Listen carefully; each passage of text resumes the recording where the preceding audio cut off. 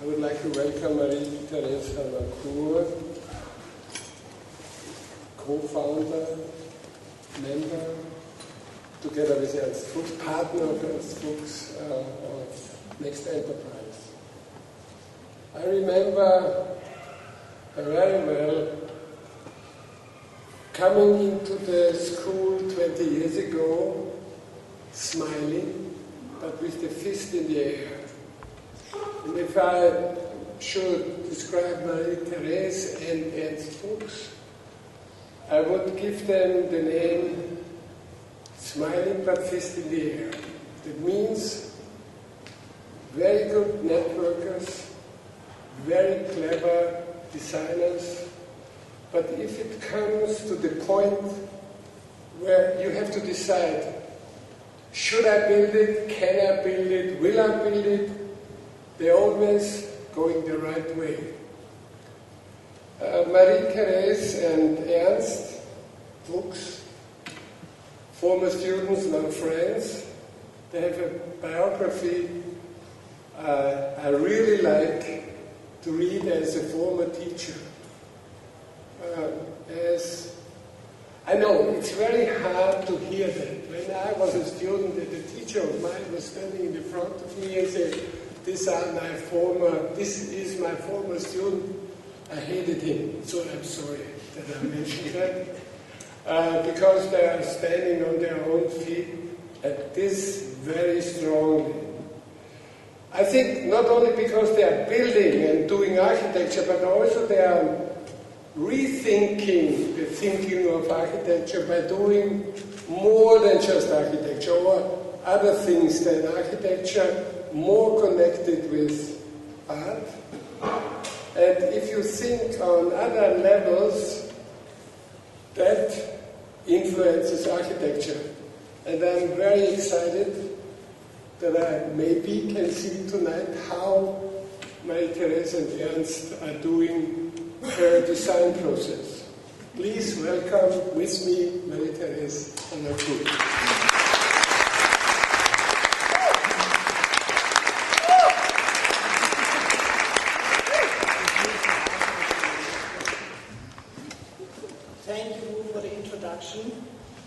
It's great to be here in the school where our roots are coming from, especially in the time where Wolf was starting here, and I have to make a little look back as I'm the only one in this series of massive attacks who were a former student of yours in this school.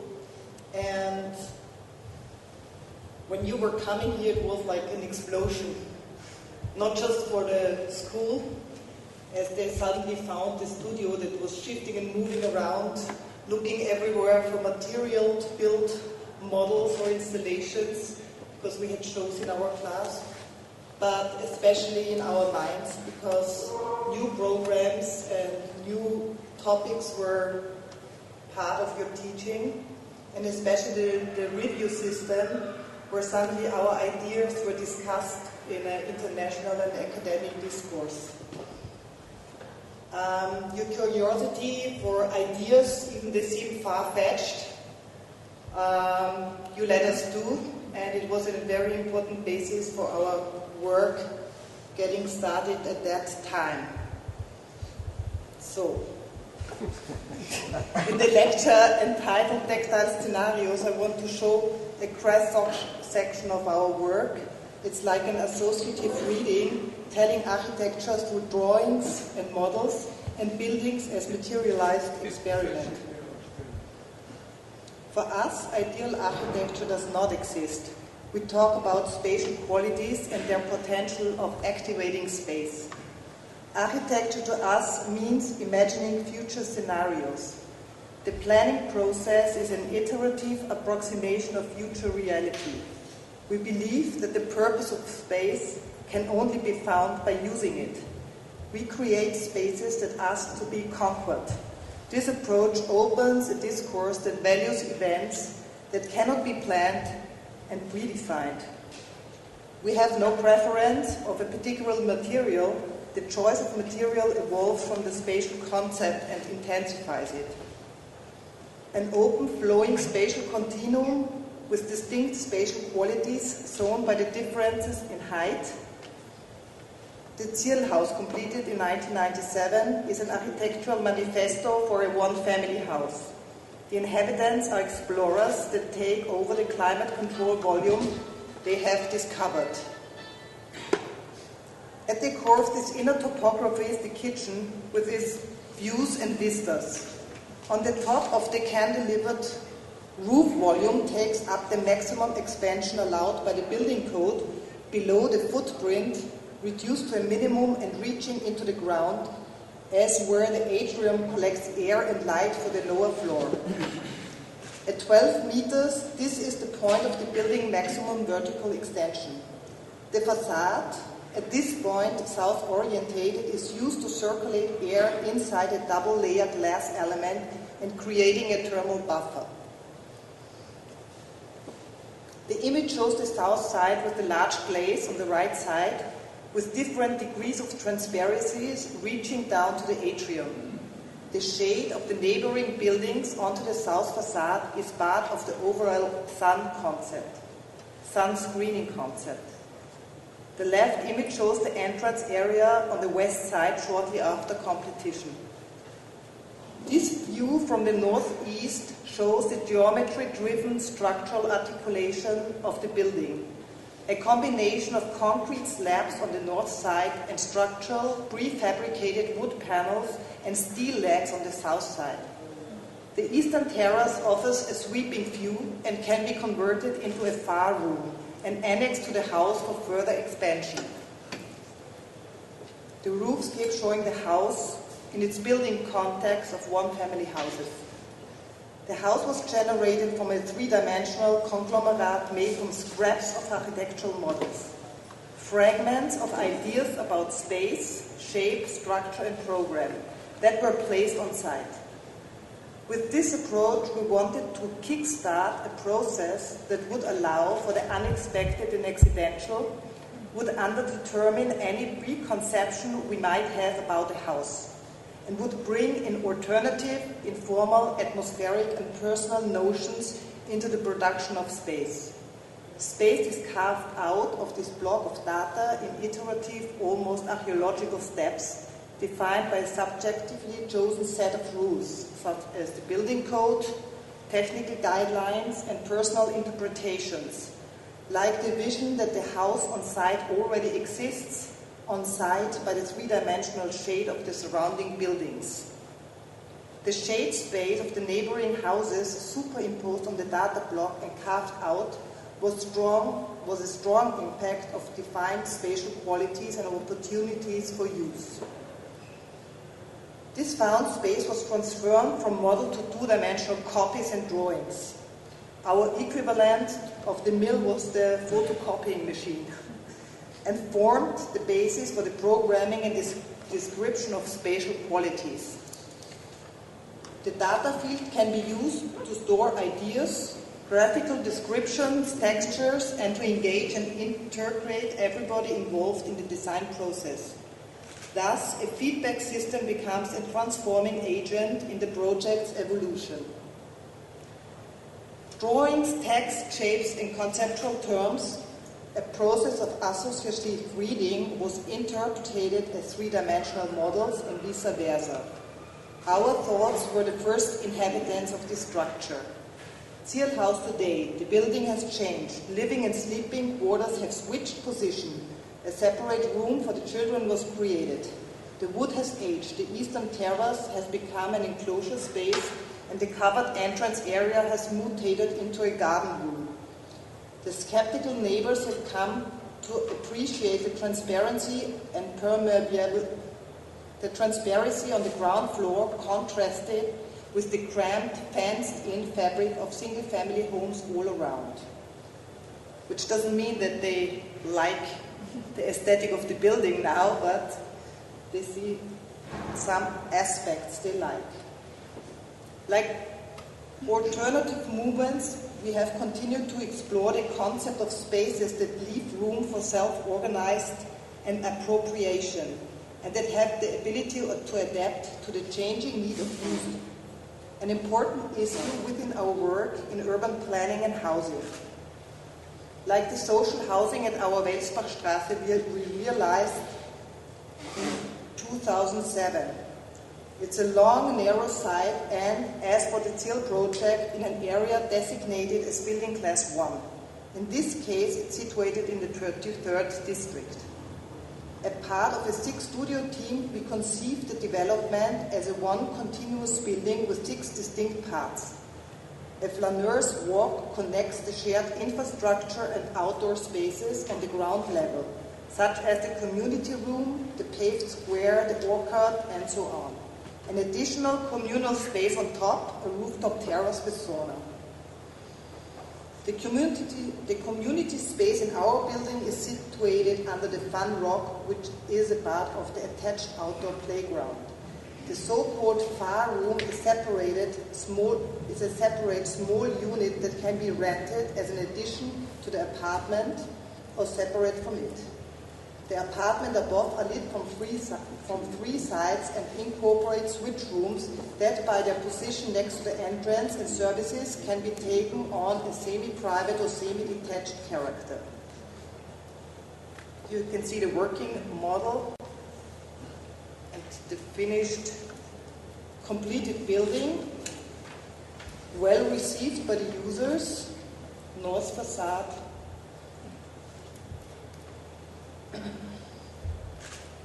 And the east side in this very dense surrounding.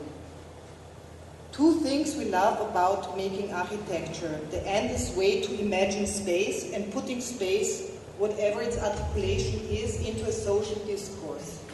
Experiments in full size at scale 1:1 are important for us to test our arguments, acting as architects, clients, or user.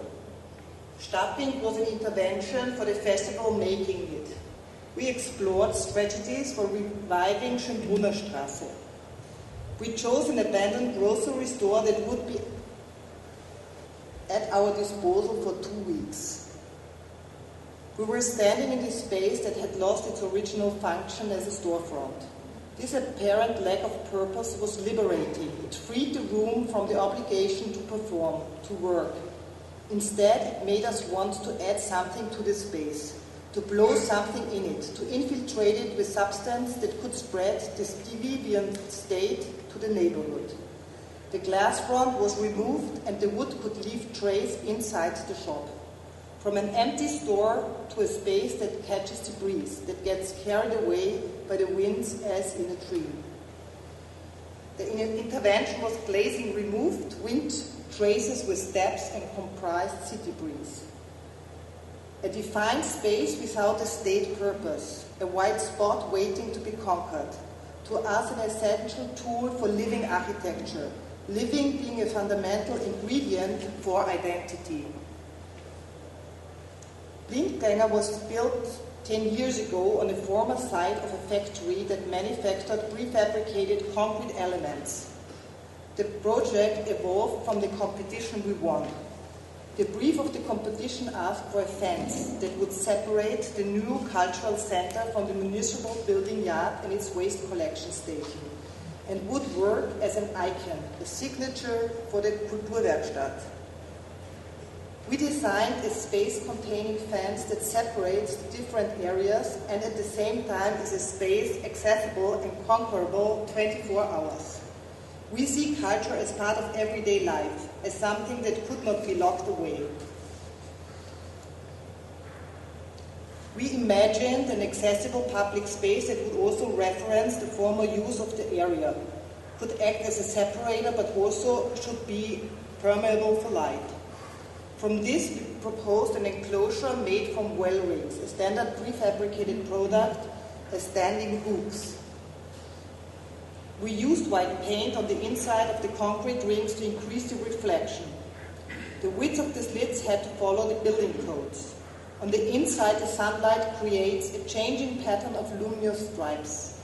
At night, the fluorescent stripe lights on the inside, hooked to the town's public lighting grid, transformed the Blindgänger into a 130-meter long light object. a space containing fence, a space containing facade. We did for a competition for the training center of the Workers' Association in Vienna, which is used for educational programs of the association, but also for events accessible to the public.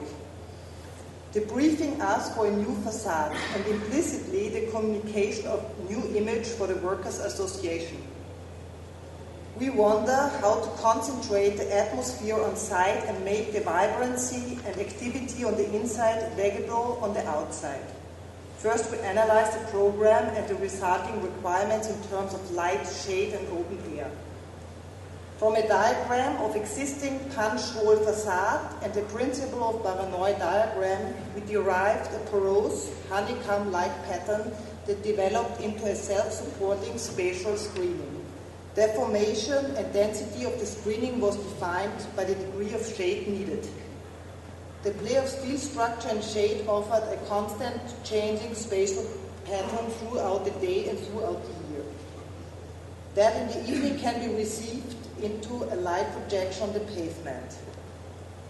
The shade caser, as we call the installation, is a self-supporting 60 centimeter deep scaffolding made from coated steel placed on the building line. The angle of steel ribbons determine the degree of light and shade of the existing facade. The scaffolding protrudes to form a loggia that can be accessed from the common rooms on the second floor. Playing with light and shade creates a fluctuating atmospheric scenario affecting both users and passers-by. Activities inside the building inform the facade as if they were seeping out, with the added benefit of a recreation space for the users. What can a body do? In an essay about our approach to architecture, Angelika Fitz cites Spinoza. Which effects is the body capable of? For the trespassing exhibition at the Secession in Vienna, 10 teams were invited, both as participants and as designers for the exhibition infrastructure. A transcript of a chat session between Ernst and me became a starting point for our infrastructure piece, the audio lounge.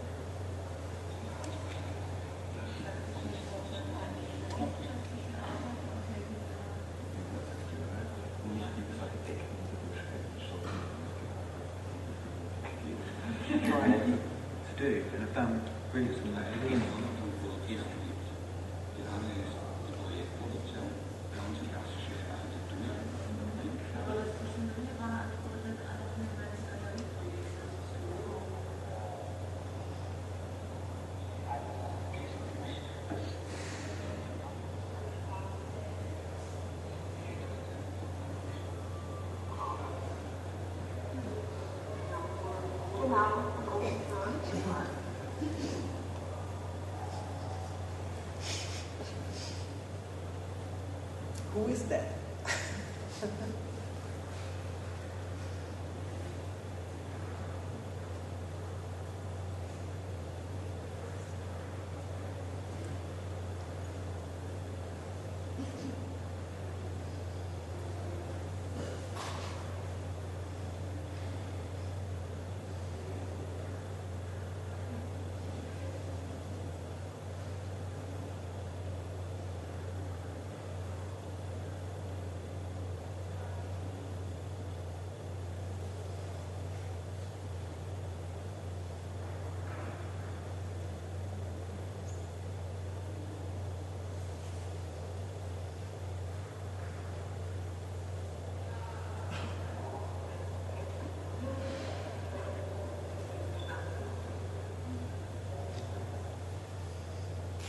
IoA launch was first noticed as a murmuring object. Getting closer made you distinguish different sound tracks emitting from the holes. Once you leaned into a hole, the visual contact of your surrounding was blocked out and replaced by the surrounding sound of the interview. Suction, sound, and water holes. Trinkbrunnen is a public installation. It was originally designed for the Höfefest in St. Wölfen. The brief asked for a contemporary bar. We were interested in adding the Trinkbrunnen as a contemporary interpretation of public fountain, always being a meeting point to the historical frame of the Hauptplatz. A delicate, vulnerable object with a serve-yourself watering hole for cooling drinks that would interact with the people. The object is a prototype made from a type of latex normally used for roof insulation. The flexibility of the material defined the shape of the object. Water and air fill it out. The 1,500 liters of water in the water sack used for cooling the drinks and the air used to infiltrate the envelope. The latex skin is wrapped in a layer of black nylon netting so that the user can sit, lean, or seesaw on the structure, even when the surface is heating in the summer sun. Every movement is passed on to other leaners. The Trinkbrunnen has been set up in quite a number of different contexts. Last year it was traveling to LA to be part of our installation, The Tangibility of Looking at Peter Neuber's Garage 2 show in the Mackey House. Here it was associated with a stranded whale, which I actually liked. Another hole, the Lido in Kaltern, opened in June 2006, focuses the concept of purpose finding and space appropriation through spatial and atmospheric variety. Space affects the body. In this image you can see the lush man-made landscape with its vineyards and the Cultural Sea Natural Reserve. The site for the new Lido is on the north shore of the lake. It's one of the few places where the lake is accessible to the public. The existing Lido was to be enlarged by adding water surface. Inspired and fascinated by the natural lake and its atmospheric mood, we developed the strategy of cutting out a piece of lake and exposing it to view by pasting it on shore. This led to the spatial concept of a water-filled platform suspended above the site. This organizing principle resulted in the addition of two new spatial qualities to the existing Lido: the suspended platform called the sun deck and the hollow below called the aquarium, a spatial typology for an outdoor pool organized in two levels. Side model showing how the sun deck is integrated with the topography and the surrounding buildings. The sun deck is joined to the landscape at the highest elevation of the site and extends it like a horizontal plaza towards the shore. The sun deck, an elevated platform with panoramic view on top, a meeting place for bathers and planeurs. The aquarium below, a fluid space continuum, a continuation of the existing sun-bathing lawn, increasing it by 30%, on hot days a cool and shady outdoor space. On rainy days a shelter with a whirlpool, the rain room and whispering rock. Conceptually, we proposed a suspended monolithic deck with integrated pools, continuous surfaces fused into a monolithic body. The material had to transmit the sensation of warmth and coolness to the baser skin. Technically, the greatest challenge were the cantilever of the sun deck and avoiding corrosion caused by the chlorinated water. These guidelines resulted in the design of a seamless, reinforced concrete structure with the concrete cast on site. From an architectural point of view, casting is what makes concrete interesting. And while working on the project, we tried to exploit this potential in geometry and surface treatment of the concrete. This is visible in the sculptured mold of the aquarium ceiling, defined by the varying depths of the pool and the structural requirements of the sun deck. The hollow spaces in the deck are taken up by the pools and by ducts for pool water and wastewater. The 1,400 square meter large seamless concrete structure is supported by individual structural cores with piles used for the foundation. The folded structural cores could only be cast in self-compacted concrete. A total of 6 cores are carrying the cantilevered sun deck. The entire structure modeled in 3D. This is a working model of the whirlpool core. This image illustrates our spatial concept for the whirlpool core, one of the intimate scale rooms. It's also called echo room. Daylight is caught by the opening on top and funneled into the space. The light heightens the sculptural qualities of the core. The pool is made from waterproofed concrete, walls executed without anchor points and joints. These architectonic requirements demand extremely accurate and precise planning. Casting monolithic fair-faced concrete leaves no margin for error. It was vital that all members of the project team should work together. The 3D model built in our studio was the basis for all executive and shop drawings. Relying on the same master file made the precise fitting of all different planners feasible. Everyone involved in the planning has access to the master file, which was the basis of defining the order in which the sectors were to be cast. The arrangement of the rebar, the execution of the formwork, and the arrangement of the building and water technology. The casting concept. The concrete mixture and formwork surface appropriate for a specific geometry are tested on site by pouring sample batches. This step is indispensable for a high-quality, fair-faced concrete. Preparing the formwork surface. The formwork for the Lido was made from laminated wood sheets, treated with chalk milk. The joints in the formwork were closed with non-porous sealing tape in order to avoid a separation of the concrete mix near the edge. The rebar content of an element is a defining factor for the concrete mixture. Can the concrete be compacted by a vibrator? Is there enough space? In Kaltern, all cores have to be built by self-compacting concrete. Once the formwork is removed, the result can be judged. The structure of the sun deck tested the limit of technical feasibility. It required 1,400 square meters of complex formwork. The geometry of the ceiling was generated from the 3D master file, tested several times on milled models.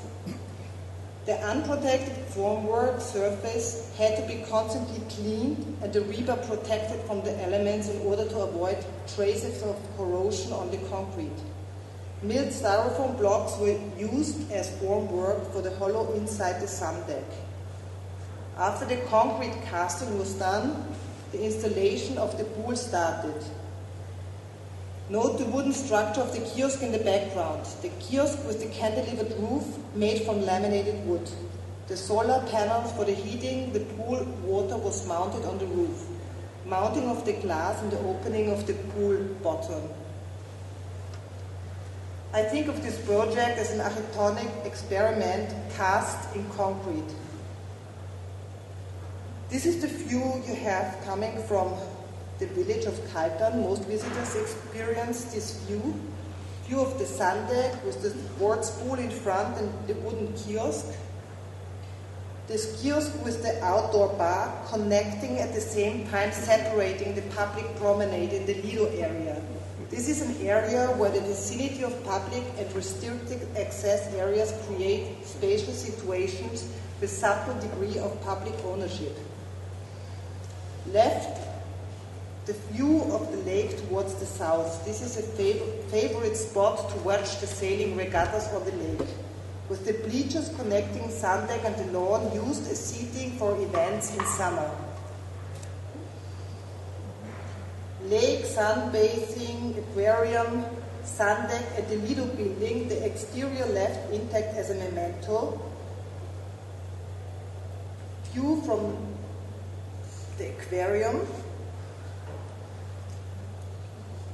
So now I just walk through to get an idea about these different atmospheric situations. The aquarium can only be experienced by moving through it and discovering the shifting spatial sequences in view. They are framed by the volume of the whirlpool, rain room, whispering rock, with their enclosed hidden spatial pockets. The different ways in which natural light is used enforce the identity of spatial zones. Also in the aquarium, the lockers and the showers, and the playground in the atrium. View through the pool. Most of the photographs are done here, where the people see the children swimming up there. The whirlpool, a crystal gorge, and the rain room. Atmospheric fiction. Atmosphere intensifies space. For the Fly High exhibition for the Zoom Children's Museum, we wanted to capture the feeling of floating beyond the clouds and transfer it into the museum. The exhibition presented both scientific and poetic contributions to the topic of flying. Working on this item, we found out that using a horizon was the best way to create the illusion of floating. A printed carpet covered 350 square meters and also clips on the walls. The opposite paravent is covered in neurofoily and on the other side showing scientific experiments and sediments. Space for illusion between the worlds of scientific and fantasy. Staging a room for a brief moment, full size, appealing to all senses with sound, smell, taste, light, is another experimental ground we use. Like Ice Channel number 1, the opening event of our studio in the Schottenfeldgasse, the textile space for the fashion show that would turn from the catwalk into a bar for Fashion Flash in Bregenz 2000, let it storm an intervention within the Zaha Hadid show at the MAC. For this evening, we wanted the installation Ice Storm to float in an imaginary landscape for exactly as long as the budget converted into dry ice and rented fog machines would last. Christoph Canelli provided the soundtrack. The potential of staging base was a driving factor in the project Warmbad Villa, a family resort with gym and spa area in Villa. The unattractive environment gave us the idea of a vertical basing-scape. The image shows the urban layout of the outskirts of Villa. Red marks the existing building that was to be replaced by our project. Parallel to the site, the main road, parking is to the north at the edge of the area, which also comprises the thermal bath and 2 hotels. The excavations were difficult due to thermal springs on site. Most of the program and the infrastructure was densely stacked on the north and east perimeter of the site with views into the vertical basing-scape. An interior cavity branching into areas with very diverse spatial qualities. Carefully placed opening frame views both to and from the outside. The roof, 2-storied in the areas housing the spa, cuts in the roof used as lightning funnel to the ground floor of the up to 40-meter deep main volume. Conceptually, the ground level is a piece of scrapped and carved bedrock with water, collecting in its groove and drains. We used images of lotus land and artificial interpretation of a landscape as inspiration for the choice of material and color. Moss patches, the stainless steel pools as gleaming, bright water surfaces, the dark bedrock, crystal walls and caves. A sequence of water slides, a slide parcours cuts diagonally across the landscape. Users can traverse the whole building in them, slipping from the tube slide into the white bed slide and into the white water course. Colored light transformed the track into a stylized lava stream. This is how the program was spatially structured. Ground floor area with restaurant in pink, entrance area red and service in grey. Enclosed the basing-scape with a large pool, exterior pool and slide tower. We also called Stairway to Heaven. Gym area in green and locker room on the first floor. Visitors entering had a panoramic view of the Basingscape.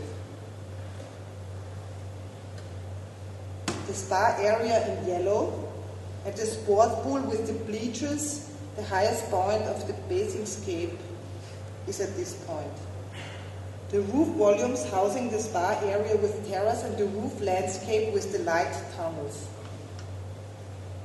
The 1:50 working model seen from the south, garden side with the outdoor pool area.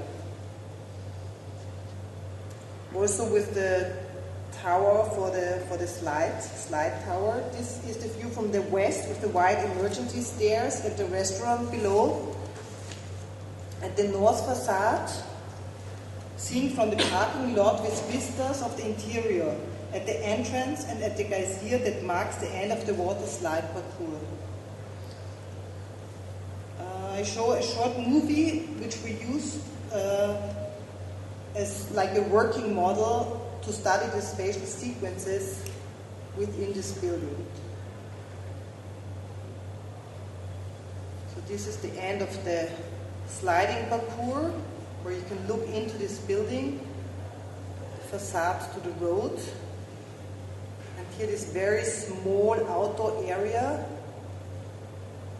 with the outdoor pool and the facade opening up to the interior Basingscape. Oops. Again, the north facade.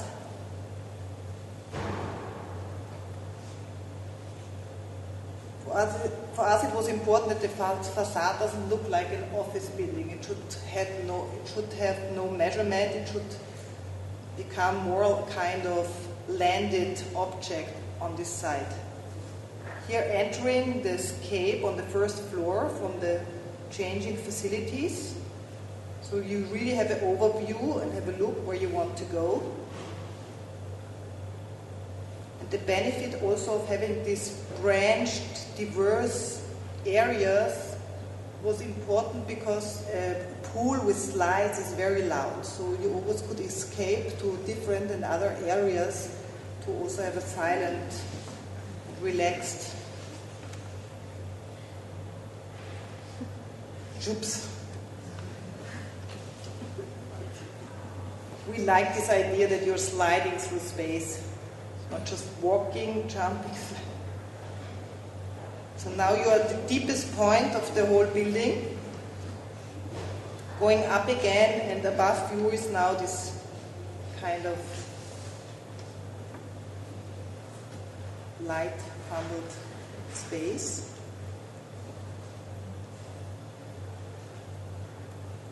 These are all areas for sitting and looking down or up.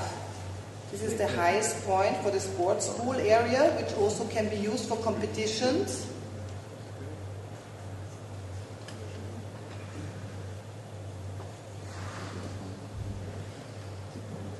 The light funnels coming down.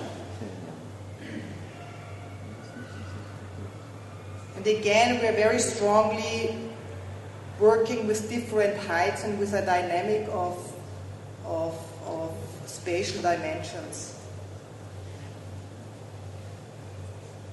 The imaginary was an essential factor for our work on the vertical Basingscape.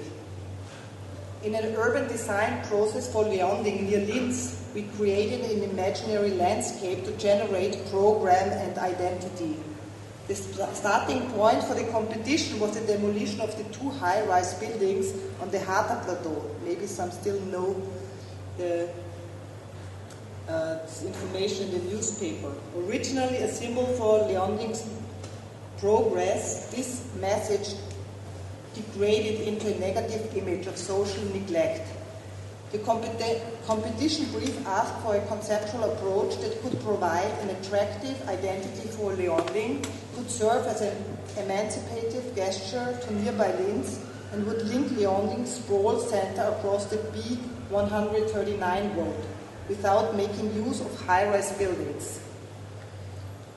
We started by accepting B139 as a given and to re-evaluate the negative image attached to the road. Despite the side effect, the road is Leonding's connection to the region, to Linz, and via the airport to the world. In this view, the area to be built is perceived as a knot which anchors residents and travelers alike into a local but also into regional and global matrix. Here you can see the map. The Harter Plateau is one of these fast-growing development areas where urban fabrics defined by very different building scale coexist. Leonding itself has two historical town centers, Leonding and Doppel. The fact that they belong together is not perceivable. From our analysis of the settlement pattern between Linz and Wels and studying topographical characteristics of the area, we derived the idea of a large-scale marker. A strip defined the future development area of Leonding. Leonding by the sea aims a stock image generating energy, an energy that makes Leonding stand out of the center of the region. To strengthen this idea, we evoke an imaginary topography reading the Harter Plateau as the Harter Sea. This notes itself, interpreted as a harbor, initialized a maritime figure that transports Leonding and its existing infrastructure to the seashore, uniting it in the multifunctional harbor area by means of an imaginary coastline. Seen from this perspective, Linz lies on the Danube, but Leonding lies at the sea. The coastline links airport, shopping and residential areas, business and trade, buildings to cultural and leisure activities. The Harter Sea unifies the sprawl of the existing structure.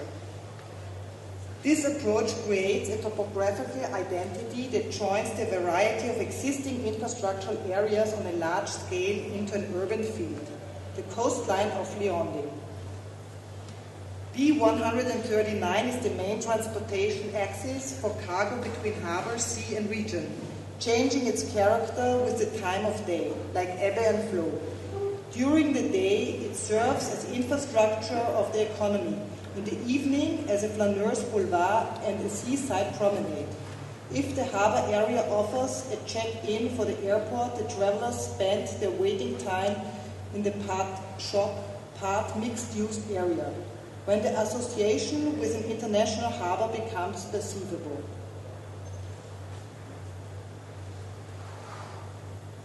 A subterranean pool imagined as a remote living room as an escape from everyday life. We were asked to submit a proposal for an indoor swimming pool on the ground floor of a turn-of-the-century villa, and discovered that the building code forbids building in the garden, but not under it.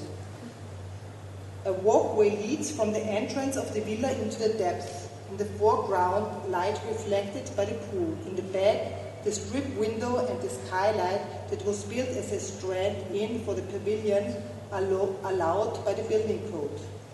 To the right, the sauna with the dipping pool. The sand-colored floor coating and the mahogany wood are used to suggest the atmosphere of a living room. To avoid the chlorinated smell, we used chlorine-reduced water purifying technology.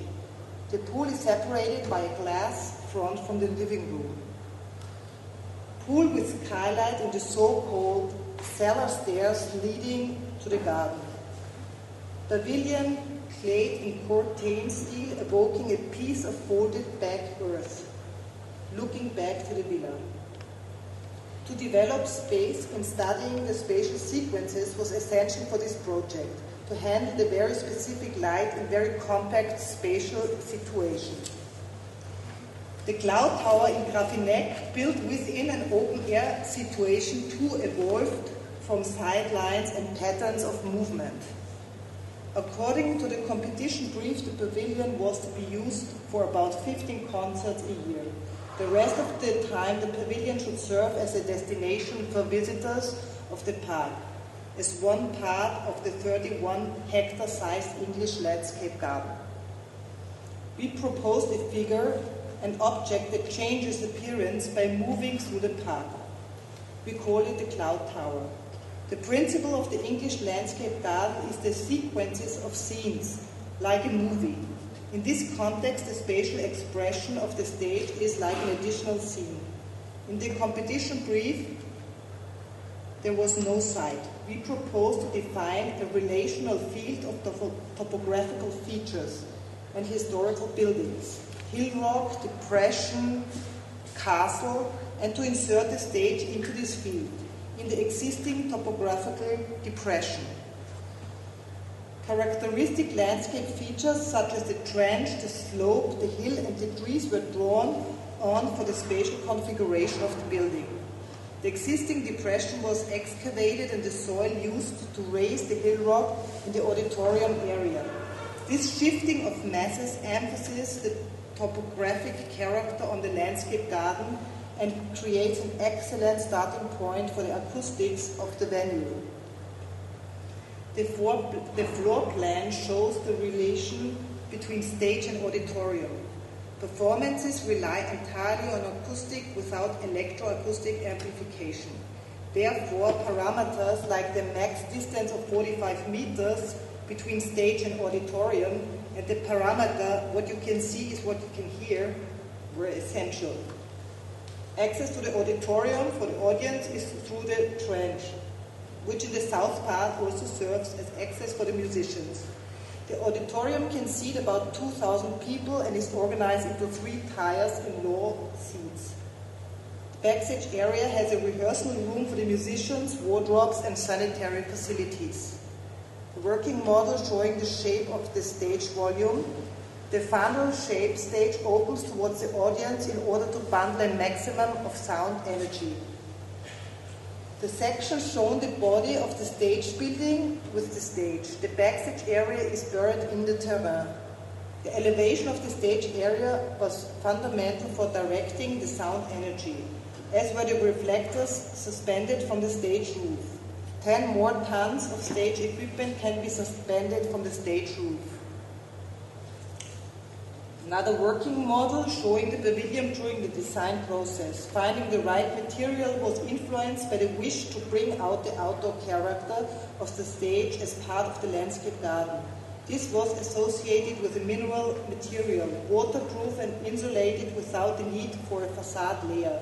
In order to build and direct maximum sound energy, sound reflecting materials were required.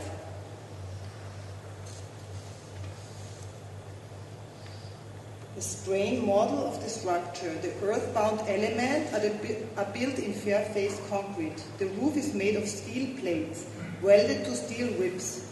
The spatial distribution of loads in the folded structure activates membrane tensions and reduces flexural stress, resulting in the use of slim, resource-saving elements. An explosion drawing of the structure, concrete substructure, steel roof on sliding bearing. The manufacturing of the roof used shipbuilding techniques. Extract from the formwork plan derived from the digital 3D model, like in the Kalten project. This image gives an impression of the complex formwork used on site. The procedure was the same as for the Lido in Kalten. The formwork was again made from laminated wood sheets because we were interested in achieving a texture, wood grain surface as a reference to the outdoor at the park. Also, this technique was most suitable for the monolithic effect we were after. Fitting the large-scale steel elements. As a summary, here's a tour of the finished venue, view of the cloud tower, walking also around the building. But this is now the entrance area when you come to see a concert.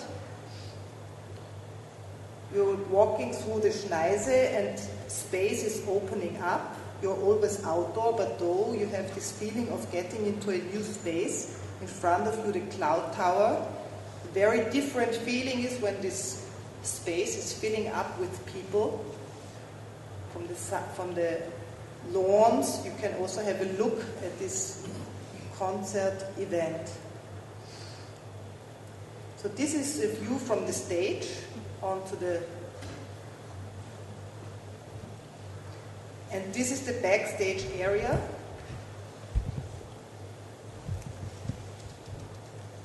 with rehearsal room for the artists. The cloud tower seen from the south side with the green roof, with the hidden rehearsal room.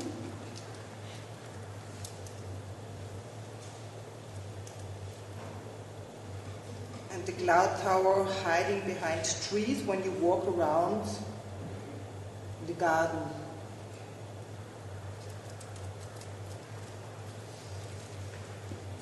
Forming the program. So finally, I would like to show a competition we won in 2010 for an archaeological center in Mainz. The center is placed in a very heterogeneous urban context. The center is dedicated to Roman German antiquity with public areas for display and areas for scientific research. The site for the new AZM is prominently placed at the southern end of Mainz Historical Center, between the main north-south road and the train track, but it appears suburban and is exposed to heavy noise. On an urban planning scale, the task was to create a new, attractive entrance situation for the old town. From a study of the heterogeneous surrounding situation and the given program, we proposed a building complex that would contextualize different characteristics of the surrounding. We add a topographic plateau to the site, which we call the Neutor Plateau, a base serving and connecting the other two elements. The plateau merges the park on the other side of the railway with the townscape and opens visual link between archaeological center, old town, and the Mainz Cathedral. We distribute the requested 15,000 square meters net space programmatically between the scientific service center, the museum building, and the plateau. The building's different appearance evolved from the very different functional and spatial characteristics. The iconic volume of the new museum building is the focus of the ensemble, the eye-catcher, and by the function of its facade, its acoustic sound absorber. By contrast, the scientific service building is designed as a block growing from the base of the plateau and organized around the central courtyard. The museum's split-level exhibition space was organized around the vertical atrium lit from above. The atrium is placed at the end of the Neutorgasse at the highest point of the plateau and provides orientation, information, and quick connection to the cantilever exhibition space. The exhibition space are also linked by a flaneur's walk. In the interstitial space between exhibition area and built skin that offers view onto the exhibition and glimpses of the city and its archaeological sites at the same time. The museum building is designed in concrete. The load is bound to the perimeter of the circulation course in order to achieve free-spanning exhibition space. The use of double curved and sculpted building envelope as a load-bearing element results in a stable, efficient structure with maximum free span within the building. The section through the entrance area, the atrium at the highest point of the Neutor Plateau, and the garage and storage space containing in the plateau. The average clearance of the floors is about 5 meters. The shifting in the split levels are used to display oversized objects like the Jupiter column with a height of 12 meters. The sections below show the atrium of the scientific service building, and the last section you can see how the cantilevered body of the exhibition spaces is sheltering the outdoor areas with cafe, library, and meeting space on the plateau from weather and noise. View of the public foyer of the museum, a vertical space linked all levels with daylight coming from above. The site plan of the project showing pathways for pedestrians and cyclists across the plateau and the position of the building within the urban context. The view from the old town towards the new AZM, with entrance area and cafe and the shelter outdoor area. The Neutor Plateau as a topographical plaza, to be a pleasant place full of people but also an intimate private space. As we do not know how the place will develop, we try to densify the spatial potential for the unforeseen to happen. And that's the last picture. Thank you.